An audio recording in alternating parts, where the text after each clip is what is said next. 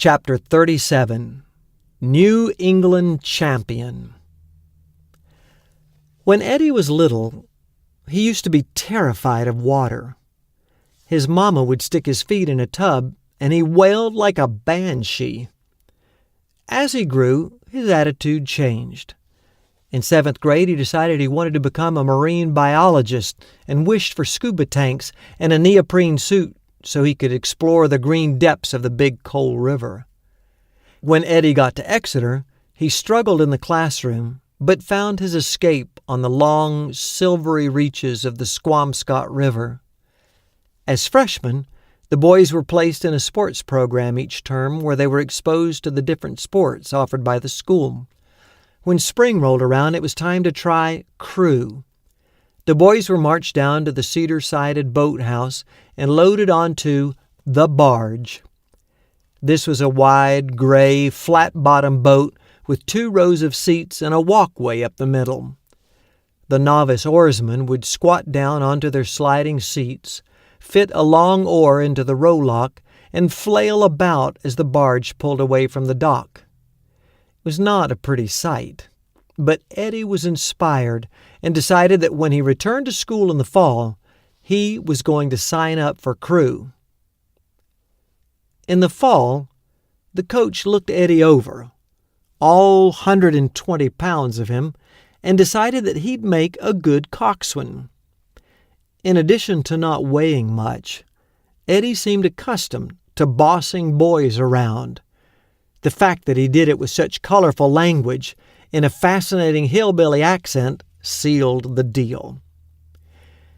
Eddie got his start in the Club 4s. These were 4-man shells that had a spot at the back where Eddie sat and steered. Each boat cost several $1,000s, and he felt a great deal of responsibility to get it into and out of the boathouse without smashing it up. His 4-man crew of underclassmen wasn't quite as concerned.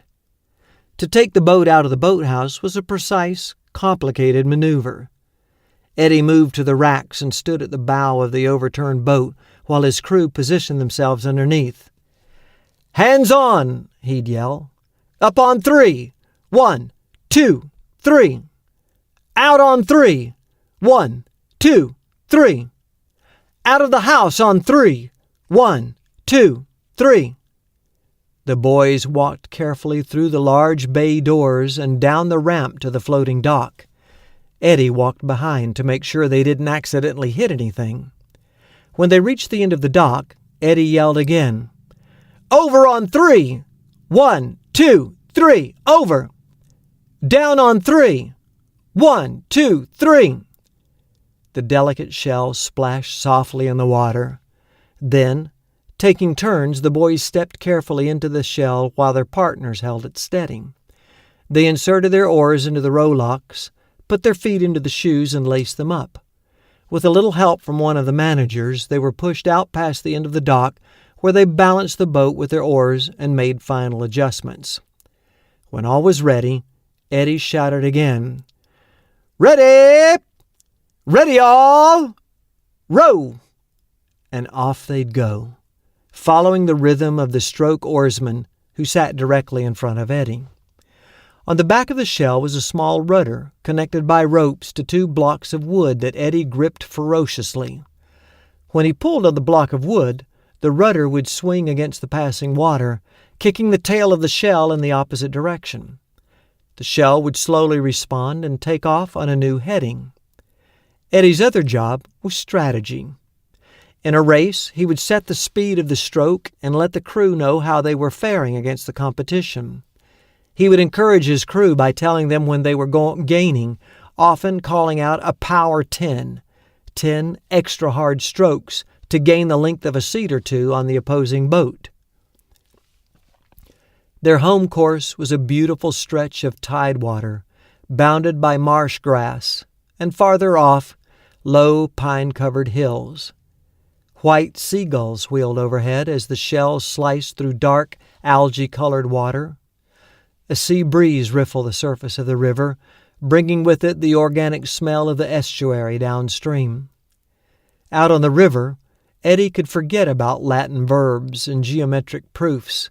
He was at peace until race day. Over time, Eddie moved up from the Club 4s to the Racing 8s. He began by coxing the number 4 JV boat. Soon he was in the third and then the second boat. By his senior year, he was the number 1 varsity coxswain. That year, Exeter had a really outstanding crew. They beat nearly everyone they raced. As December rolled around and the season wound down, they were invited to the New England Championships on the Charles River in Boston. The course ran through the heart of the city. Harvard, Princeton, and Yale had crews in the race, along with other prep school crews. Eddie's boys were going up against the university freshmen. When the starting gun went off, Eddie leaned toward his crew. With neck veins bulging, he screamed out the racing start cadence. Half, 3/4, half, 3/4, 3/4, full, full. The long oars bent and the boat surged forward. 4 boats were to their left and 2 to their right as they headed up the basin of the Charles. Eddie pointed the nose of his boat toward the center arch of the first bridge and called for a power 10. His oarsmen were swinging in perfect unison, their backs straining, their biceps burning. Icy spray flew off the little whitecaps kicked up by the wind. As Eddie glanced to his right, he could see a boat falling behind. To his left, the Harvard Frosh were in a dead heat with the Andover boat, Exeter's chief rival. Eddie looked his stroke oarsman in the eye and nodded. "Up 2 on the next," he yelled, and thumped the wooden blocks loudly against the side of the boat. "Up 2!" The pace picked up as they sailed out from under the shadow of the bridge and into a gradual left turn. Eddie glanced right and saw nothing but the bank racing past. On his left, the Harvard boat had edged ahead of Andover and was now dead even with his boat. Eddie sighted up the river.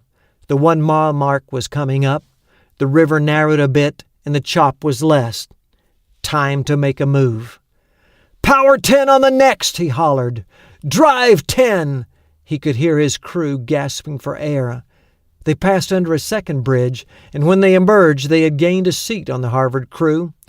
Eddie looked ahead and saw the stands of screaming fans at the end of the straightaway. Glancing to the side, he saw his boat had gained another seat. "Come on, boys," he yelled. "We got 'em by 3 seats. Give me another." He looked into the wild eyes of his stroke oarsman. Foam flecked the corners of his mouth. His sides heaved. He was in the race of his life. Still, the oars flashed in perfect synchronization, the boat leaping forward at the bite of each stroke. With 100 yards left, Eddie's boys were a half length ahead of the competition. "Up 2 on the next," Eddie called. Pounding the sides of the boat twice, he shouted again, "Up 2," putting the icing on the cake. As the bow of their boat crossed the finish line, the judges blew a shrill blast on an air horn. Eddie gave the command to stop rowing.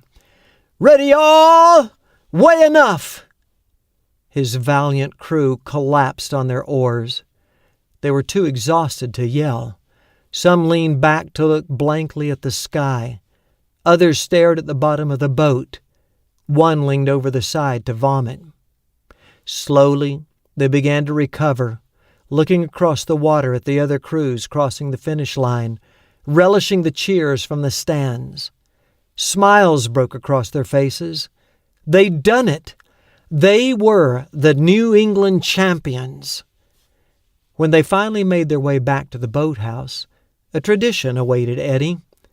He maneuvered his boat through the icy slush until his guys could grab the dock. They held the boat steady as one by one they stepped out onto the wooden boards. Eddie was the last one out, and there were 8 big guys standing between him and the safety of the boathouse. With a gleam in their eyes and a whoop, they pounced on him. Lifting him high over their heads, they paraded to the end of the dock. In an effort to match Eddie's hillbilly accent, the stroke oarsman yelled, "Into the river on 3! 1, 2, 3! Eddie sailed high and far out over the frigid water. He wished winning Cox's didn't get thrown into the water at the end of the race, but this one time he didn't mind it so much.